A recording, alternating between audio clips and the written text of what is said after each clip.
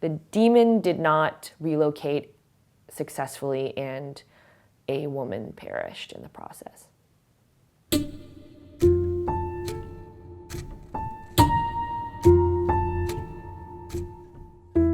At the end of last year, I had been reading a lot about what was going on with the South Korean president being involved in a shamanistic cult, and how her relationships with a former cult leader contributed to her eventual downfall. And so it sort of reminded me of my family's own controversy when my uncle was arrested for taking part in a deadly prayer ritual. I started looking into what happened because nobody spoke about it when I was a kid. It was 1996, it was 4th of July, and my mother would always throw a barbecue. And it was one of the traditions that she upheld as an immigrant from Korea. She wanted us to have this very all-American patriotic holiday like everybody else. So she was decorating this American flag cake, and I was watching TV and I saw my uncle's mugshot appear on the news.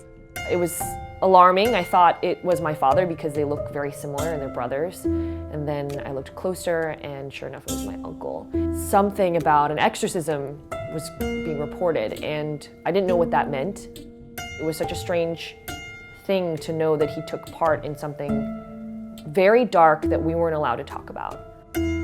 I understood inherently there was something wrong. I lived for over 20 years not knowing. I started Googling my last name and exorcism in LA, and sure enough, I started finding articles that led me to other articles and more articles, and the details were gruesome and very shocking. My uncle was one of 3 men who performed a prayer ritual on a woman, and they crushed her to death. Courtroom testimony was eerie. On the witness stand, he was talking about how they carried on this dialogue with the demon. The demon refused to leave. The woman was foaming at the mouth and speaking in tongues. They believed steadfastly in their convictions. To imagine him capable of truly believing in the fact that this woman deserved to be treated this way was very difficult to read. What happened with my uncle revealed a larger phenomenon of fringe Korean religious groups and also cults.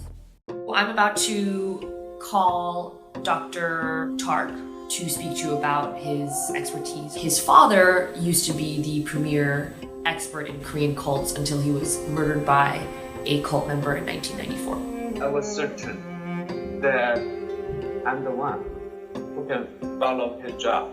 Korean religious cults typically follow 4 principles. The God or Holy Spirit or second coming of Christ is Korean. The doctrine for the new kingdom is written in Korean. The chosen people are Korean, and the new kingdom will be founded in Korea. So it's a very Korea-centric ideology. Historically, Korea has endured a lot with Japanese imperialism, eradication of Korean culture, and then after the Korean War, rebuilding a national identity.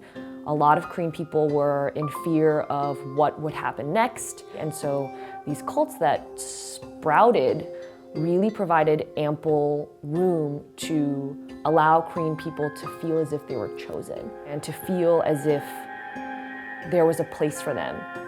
And that to me made so much sense. Plenty of American sociologists in the early 2000s preferred using the term new religious movement or new religion just because cult has some understandably derogatory associations.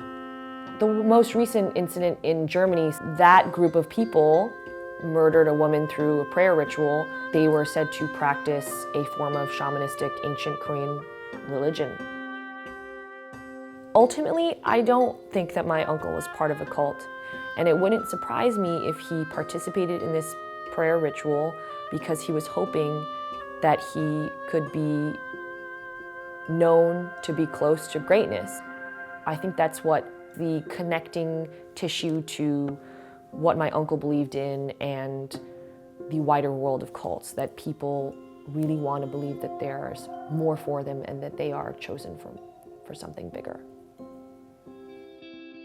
It's hard for the family to find the way. I'm very happy for you. You write about your story.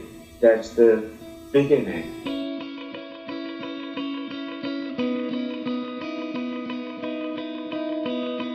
It has a good meaning for your family.